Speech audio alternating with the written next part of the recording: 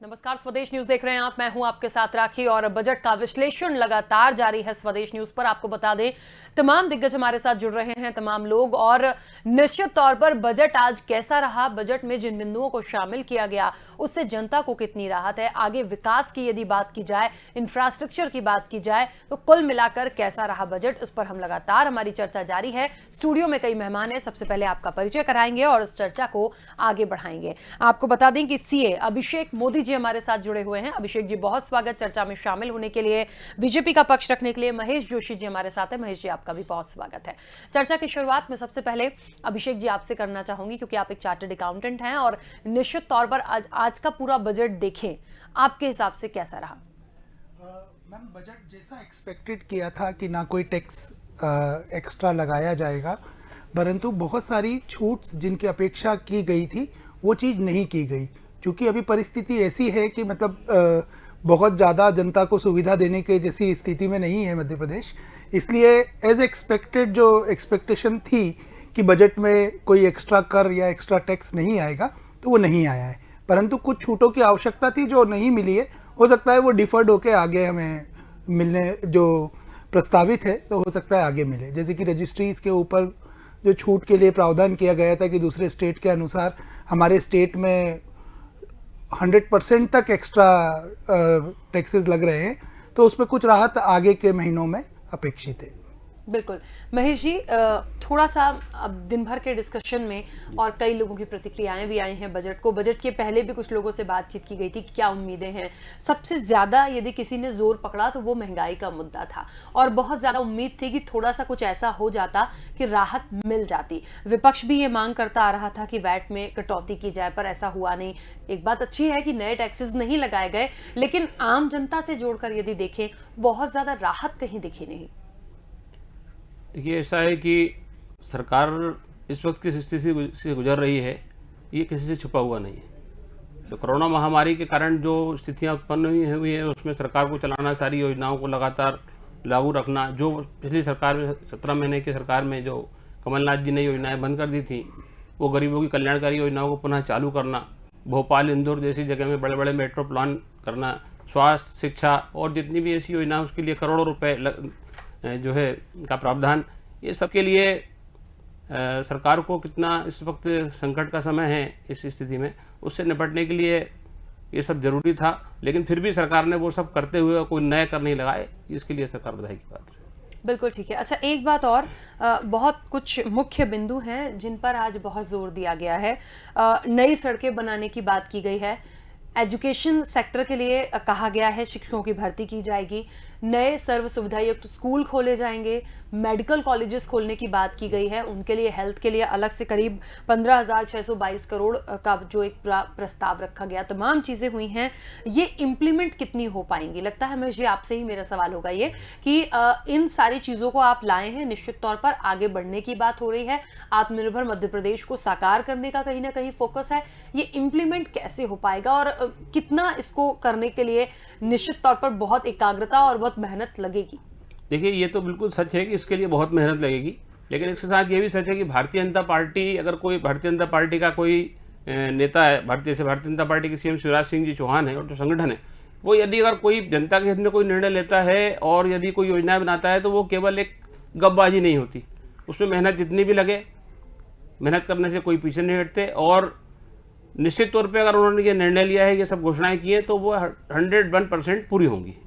ठीक है अभिषेक जी, इन सारे पॉइंट्स पे आपको क्या लगता है? हम चाहे 2441 किलोमीटर की लंबी सड़कों की बात करें, 220 नए सर्व सुविधायुक्त स्कूल खोलने की बात हो रही है, मेडिकल कॉलेज 9 खोलने की बात हो रही है, भोपाल, इंदौर और जबलपुर में कैंसर हॉस्पिटल बनाने की बात है 2022 से 2023 तक। तो निश्चित तौर पर शिक्षा, स्वास्थ्य, इसके लिए तो सोचा ही जा रहा है। कुल मिलाकर देखा जाए तो आपके नजरिए से ये चीजें उतनी जल्दी फुलफिल कर पाएंगी सरकार? नहीं मैम, कारण ये है कि अभी ये सिर्फ प्रावधान है। हाँ। तो प्रावधान में यह है कि अभी आर्थिक स्थिति से वैसे ही हम लोग गुजर रहे हैं। अब जिस अल्टीमेटली जो बर्डन जो भी टैक्सेस का आता है वो आता है जनता पे। ये सिर्फ एक तरह से देखा जाए तो अभी योजनाएं हैं, अगर स्थिति सामान्य हुई और आगे की तरह जैसे हमारा रेवेन्यू नेचर के जो चीज़ें हैं वो उस हिसाब से अगर ग्रोथ पे आया तो ये इम्प्लीमेंट हो सकता है। बाकी आगे 6-8 महीने तो अभी ऐसा कुछ लग नहीं रहा कि कोई नए टैक्सेस लगा के जनता के ऊपर भार डाला जाए। मतलब अगर ऐसे देखा जाए तो खजाना अभी हमारा खाली है और ये सिर्फ योजनाएं हैं जिसे हमने सोचा है कि हम इसको इम्प्लीमेंट कर पाएंगे, बट इसके लिए थोड़ा समय लगेगा। मतलब 21-22 तक तो अनुमान लगता नहीं है कि हो पाएगा। अच्छा, एक बात और कि कुल बजट देखा जाए तो 2,41,375 करोड़ का बजट आ जाए बिल्कुल। और सरकार भी निश्चित तौर पर घाटे में है, कर्ज में है, कर्ज का बोझ है सरकार के ऊपर। तो पहले उसको चुकाना, वो चुकाना तो एक अलग चीज हो गई, उसके साथ अलग अलग सेक्टर्स को आपने करोड़ों का बजट दिया, उन्हें पूरा करना ये बहुत मुश्किल टास्क है। क्या लगता है इसके लिए क्या किया जा सकता है? सरकार के लिए कोई सुझाव? मैम कुछ ना कुछ विजन होगा अगर ये चीज़ें दी है, क्योंकि देखिए दोनों चीज़ें बहुत ज़्यादा जरूरी है। हमारी इकोनॉमी जो है वो मिक्स्ड इकोनॉमी है, मतलब सोशलिस्टिक भी है और कैपिटलिस्टिक भी है। तो सरकार के नज़रिए से अगर देखा जाए तो कुछ ना कुछ उन्होंने सोचा होगा कि इन 6 महीने में 8 महीने में इसको सुचारू रूप से नए इन्वेस्टर्स को लाके या नई इंडस्ट्रीज लाके, या जिस तरह से आप देख रहे हैं कि सेंटर में भी प्राइवेटाइजेशन पे ज़्यादा जोर दिया जा रहा है, तो हो सकता है कि यहाँ पर भी ऐसा कुछ करके और रेवेन्यू जनरेट किया जाए। उसी के कारण से ये सब योजनाएं हैं कि अगर सरकार पैसा जुटा पाती है तो ये योजनाओं में इम्प्लीमेंट कर पाएगी, अदरवाइज सरकार को अपनी योजनाएं डिफर्ड करनी पड़ेंगी। बिल्कुल ठीक है। महेश जी, क्या ऐसी कोई बात आपके संज्ञान में हो, क्योंकि निश्चित तौर पर पार्टी का पक्ष रखते हैं आप, तो क्या ऐसा कोई प्लान सरकार का, कोई स्ट्रेटजी कि कैसे होगा, क्योंकि करोड़ों का बजट भी दे रहे हैं, कर्जा भी है और दूसरे वर्गों को भी इतना देना है, उसको इम्प्लीमेंट भी कराना है ताकि आगे विकास हो, तो क्या कोई ऐसी प्लानिंग है जो जल्द साकार होती दिखे? देखिए, सरकार का जो बजट आज पेश हुआ है तो वो ऐसे ही तो हो नहीं गया है, उसमें काफ़ी मंथन हुआ है, काफ़ी सोच विचार और सारी प्लानिंग की गई है, कहाँ से पैसा आएगा, कैसे लगेगा, कहाँ से मैनेज होगा, ये सारी चीज़ें सोच विचार की। और उसके बाद केंद्र में भी हमारी सरकार है, आदरणीय मोदी जी भी हर संभव जो है मध्य प्रदेश को मदद करने के लिए तत्पर रहते हैं। अच्छे कार्यों के लिए हमेशा सभी सहयोग होता है और उसी सब सहयोग से और जो योजनाएं जो हैं उनके बारे में जो पूर्व में मंथन किया है उसके आधार पर ये सारी जो योजनाएं साकार होंगी और निश्चित रूप से होंगी। बिल्कुल ठीक है। चलिए, अब हम कुछ पॉइंट्स की थी बात कर लें। अभिषेक जी, आपसे ही बात करना चाहूंगी इस मामले में। एक बात आई थी, गैस पीड़ितों को पेंशन देने की बात आई है, बिल्कुल, पुजारियों को मानदेय देने की बात आई है। ये वो छोटी छोटी चीजें हैं जो आम जनता से हम जोड़ सकते हैं, क्योंकि बहुत जरूरी था मैम दोनों चीजें। गैस पीड़ित हो गए, पुजारियों के मानदेय, ये वो लोग हैं जिनके पास सोर्स ऑफ इनकम हम देखें तो उनके पास नहीं है। पुजारियों की बात करें, 2 लोगों के लिए बहुत अच्छी बात की गई है, बाकी जो बड़े बड़े बजट हैं वो अलग थे। तो इन 2 लोगों के लिए, इन दोनों दृष्टिकोण इनका देखें तो कितना सफल ये हो पाएगा? मैम एक्चुअली ऐसा बोला जाए कि ये ऐसी चीज़ें थी जो बहुत ज़्यादा ज़रूरी थी, क्योंकि कोरोना के टाइम पे अगर देखा जाए तो जिस तरह से हम देखें कि गैस पीड़ितों का, जिन लोगों को जो सिर्फ और सिर्फ सरकार से मिलने वाले मानदेय पे डिपेंडेंट थे, हाँ। अगर वो नहीं बढ़ाया जाता तो उन्हें अपनी लिवलीहुड के लिए या अपनी जीवन को सुचारू रूप से चलाने के लिए उनके पास में पैसे की कोई ऐसी व्यवस्था थी नहीं। तो सरकार ने अगर बजट रखा है तो निश्चित तौर पे उनके लिए ये मतलब बहुत ज़रूरी है अगर मध्य प्रदेश की जनता के लिए, क्योंकि जब तक उनके पास पैसा नहीं आएगा वो अपना जीवन यापन कैसे करेंगे। और दूसरा, पुजारियों के लिए ये हुआ है कि आप ये देखिए मैम, 6 महीने 8 महीने लोग मंदिर गए ही नहीं है, जिसके कारण से जो भी रेवेन्यू आता था या जो भी उनके पास में थोड़ा बहुत भी आता था वो आजकल ऑनलाइन सिस्टम से भी हो गया, पर इतना ज़्यादा मैं ये कहूँगा वो यूज टू नहीं है। आदमी मंदिर जाता है तो मंदिर जाके जिस तरह से उसको ध्यान पूजा करनी रहती है वो करता है। अब यहाँ पर देखा जाए तो जो सरकार का ये कदम है ये बहुत अच्छा कदम है और मैं कहता हूँ कि ये इम्प्लीमेंट हो जाए तो इससे अच्छा कुछ हो नहीं सकता। बिल्कुल ठीक बात है। महेश जी, क्या कहेंगे इस पर?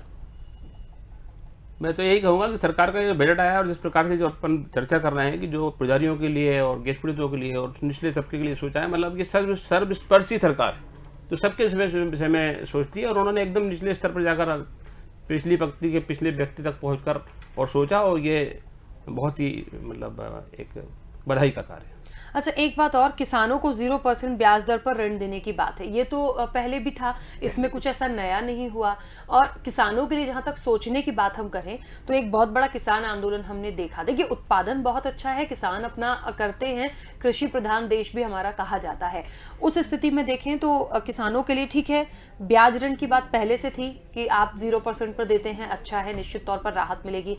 और हटकर कुछ दिखा नहीं, क्योंकि ये बात मैं इसलिए भी कर रही हूँ क्योंकि एक तो महंगाई का मुद्दा, दूसरा किसान आंदोलन, इन सारी चीजों को लेके चले, कोविड का टाइम पीरियड लेकर चले, तो इस बजट से बहुत उम्मीदें थी पर उतना दिखा नहीं है। महेश जी से जी। देखिए, ये तो मतलब कोई किसी से छुपा ही नहीं है कि इस वक्त सरकार वास्तव में मतलब पूरा विश्व ही संकट में है और पूरे मध्य प्रदेश भारत में कोरोना के कारण कैसी स्थिति उत्पन्न हुई है, उसके बाद भी सरकार अगर इतना कर रही है और बहुत कुछ सोच रही है, लगा उसका प्रयास लगातार जनहित में है। कहाँ से पैसा आएगा, कैसे पैसा आएगा, क्या करेंगे। आपने कहा कि किसानों के लिए भी सरकार निरंतर सोचती है और जितना ज़्यादा से ज़्यादा हो सकता है वो करती है। तो सरकार तो भारतीय जनता पार्टी की सरकार, हमारे यहाँ के मुख्यमंत्री शिवराज सिंह चौहान जी और केंद्र में बैठे हुए नरेंद्र मोदी जी, सभी लगातार जो है जनहित के बारे में ही सोचते हैं और गरीबों के बारे में सोचते हैं, किसानों के बारे में सोचते हैं। अब कैसे होगा, क्या होगा, ये एक अलग विषय है, लेकिन सोच बराबर सबके हित की रहती है। अच्छा, इतना बड़ा बजट आया, ठीक है, मैं अभिषेक जी आपसे लूंगी अगला प्रश्न। इतना बड़ा बजट आता है, प्रॉपर मंथन होता है, डिस्कशन होता है, और बीच में तो ये भी सुनने में आया था कि जनता के सुझाव लिए जाएंगे। पता नहीं वो कितना इम्प्लीमेंट हुआ, लेकिन हाँ, जिस तरह से बजट आया है, यदि इस वक्त पे जनता की राय ली जाती तो मुझे लगता है, क्योंकि स्वदेश न्यूज ने तो ली थी जनता की राय और उन्होंने कहा था कि सिलेंडर, दाल, पेट्रोल, डीजल, इनके रेट कम कर दीजिए, बाकी तो जो यथावत चल रहा है वो चल ही रहा है। इसके अलावा जो विकास की दृष्टि से बड़े बड़े प्रोजेक्ट्स हैं उन पर तो सरकार को काम करना ही है, वो उनकी प्राथमिकता होती है विकास के लिए। तो जो विकास के लिए काम होना है वो तो दिखा, लेकिन जनता के लिए जो छोटी छोटी डिमांड थी वो पूरी नहीं हुई है। तो क्या लगता है आगे उसको पूरा किया जा सकता है, और यदि करना चाहे तो कोई सुझाव आपका कि सरकार ऐसा इम्प्लीमेंट कर ले उसको? नहीं मैम, देखिए इसमें दो चीजें हैं। जैसे जो करदाताओं के लिए सोचना था, जो मध्य प्रदेश में जो करदाता थे, उन करदाताओं को तो बिल्कुल नज़रअंदाज कर दिया गया। क्योंकि आप ये देखिए कि उन्हें जो चीज़ देनी थी वो कुछ नहीं दी गई, कोई उनको एक्स्ट्रा फैसिलिटी नहीं दी गई। निचले तबके के लिए बात की जाए तो जरूर सराहनीय कदम है कि उनके लिए बहुत सारे प्रावधान किए गए, परंतु मेरा ऐसा कहना है कि दोनों को मिलाकर अगर कुछ समावेश करके कुछ निर्णय लिया जाता तो जो करदाता जो कर दे रहे थे, जैसे अभी 2 दिन पहले 4 दिन पहले बंद का आह्वान भी किया गया था, इसलिए किया गया था कि बहुत सारी दिक्कतें आ रही थी, उन सब चीज़ों को भी सोच के अगर किया जाए तो गवर्नमेंट अपना रेवेन्यू ज़्यादा बढ़ा पाएगी। क्योंकि एक तरफ से ऐसा नहीं हो सकता कि एक आदमी से आप ले लें और दूसरे आदमी को आप दे दें, आपको दोनों को ध्यान में रखना पड़ेगा। एक दूसरा, आपने जो ये लिया है अभी, क्योंकि अभी आपने ये नहीं देखा है कि रेवेन्यू आएगा कहाँ से, क्योंकि इसकी व्यवस्था तो आपने देखी ही नहीं है। आपने सिर्फ अभी योजनाएं बनाई हैं कि ये हम इतना बजट इधर देंगे। अगर ये योजना इंप्लीमेंट करेंगे तो हमारे को फिर से नए खर्च की ओर जाना पड़ेगा, जो कि एक और ऐसा कदम लगता है जो मध्य प्रदेश को और पीछे धकेलेगा। परंतु कुछ ना कुछ सोचा होगा। इसके मंथन में जो आपने मेरे को बोला कि अभी जनता से राय ली गई है, जनता से राय नहीं ली गई है। अभी जो उनके अर्थशास्त्री जो उनके साथ है, उनकी पैनल में है, उन्होंने ये सब चीज़ें ली हैं। पर मुझे ऐसा लगता है कि 6-8 महीने में अगर स्थिति सामान्य होती है तो ये जो बजट है अगर ये इम्प्लीमेंट होता है तो ये बहुत अच्छा है। बिल्कुल ठीक है। महेश जी, क्या लगता है, उम्मीद पे कहते हैं ना दुनिया कायम है, तो उम्मीद ही की जा सकती है। अभी नहीं हो रहा है, कम हो सकता है आगे हो जाए, और ये बात बिल्कुल फैक्ट है। मैंने इसीलिए कहा था कि ये बातें निकली थी कि जनता के सुझाव हम बजट में लेंगे, लेकिन जनता के सुझाव मुझे लग नहीं रहा कि लिए गए, क्योंकि लिया गए होते तो ये सबसे महत्वपूर्ण सुझाव सबसे ज्यादा यही आते, क्योंकि इस वक्त पे जनता सबसे ज्यादा इसी से पिस रही है। क्या लगता है आने वाले समय में स्थितियां यदि ठीक होती हैं तो वर्कआउट किया जा सकता है? बिल्कुल किया जा सकता है। देखिए, अभी 17 महीने की जब कमलनाथ सिंह जी की सरकार थी, उस समय किसी भी मामले में उनका एक ही रटाया वाक्य होता था कि सरकार का खजाना खाली है। कई योजनाएं उन्होंने बंद कर दी थी, सर खजाना खाली है, हमेशा यही रोते रहते। लेकिन जब भारतीय जनता पार्टी की सरकार आई, शिवराज सिंह चौहान ने इन्हें और भी कठिन परिस्थितियों में, कोरोना जैसी महामारी के बीच में भी सारी योजनाओं को पुनः लागू किया और सरकार को बहुत अच्छे ढंग से चलाया, किसी को कोई परेशानी भी नहीं आने दी। तो निश्चित तौर से अभी जो बात हो रही है कि बजट में ये जो हुआ है और किसको देना चाहिए था, किसको नहीं दे पाए, तो ये जो करदाताओं का जो मामला है वो आगे जाके उनके विषय में भी जरूर सोचा जाएगा। पर अभी वर्तमान में ऐसी स्थिति नहीं है, इसलिए उन पर और ज़्यादा बोझ नहीं डाला गया, स्थिति सामान्य है। चलिए, तो अब आगे और क्या होगा, क्या सुझाव जो हैं, जो यहाँ डिस्कशन से निकल रहे हैं, इस मंच के माध्यम से पहुंचाने की कोशिश है निश्चित तौर पर कि कुछ वर्कआउट किया जा सके। अभी आपने फौरी राहत नहीं दी है, आगे आप कर सकते हैं, क्योंकि कोविड का रोना हमेशा नहीं रोया जा सकता, चाहे कोई भी हो। कोविड पहले भी था, अभी भी है, अब इन चीज़ों से आगे निकलना है। और सबसे महत्वपूर्ण, बार बार हम कह रहे हैं कि जो लगातार महंगाई बढ़ी है, खासतौर पर पेट्रोल, डीजल और गैस सिलेंडर, इन्हीं की वजह से जो किराने का सामान है वो महंगा होगा, फिर सब्जियां महंगी, तो इन सारी चीजों से जनता सबसे पहले पिसती है। गृहिणियां जो घर की हैं, जो ये रोज की चीजें हैं जो जनता को लेना देना करना ही है, तो इनसे थोड़ी राहत दीजिए। बाकी विकास के लिए तो काम धीरे धीरे ही होगा, डेवलपमेंट होना ही है, प्रोजेक्ट सैंक्शन होते हैं, बजट सैंक्शन हुआ है, इन पे वर्कआउट करने की जरूरत है। आप दोनों मेहमानों का बहुत शुक्रिया चर्चा में शामिल होने के लिए। तो आपको बता दें, बजट का विश्लेषण लगातार जारी है और तमाम सुबह से लेकर अब तक जब तक विश्लेषण हुआ है, आपको बता दें कि जगदीश देवड़ा से हमारी बातचीत हुई थी, उन्होंने स्पष्ट किया था ये तमाम चीजों को कि इस बार का जो बजट है वो पूरा फोकस किया हमने आत्मनिर्भर मध्य प्रदेश के ऊपर, और इन सबको पूरा करने के बाद निश्चित तौर पर उसको इंप्लीमेंट करना है, विकास के लिए सोचना है, जनता के लिए भी बहुत जल्द सोचेंगे। तो लगातार, क्योंकि हमारा विश्लेषण जारी है और लगातार जारी भी रहेगा, तमाम अपडेट आप तक पहुंचाते रहेंगे। फिलहाल दीजिए इजाजत, नमस्कार।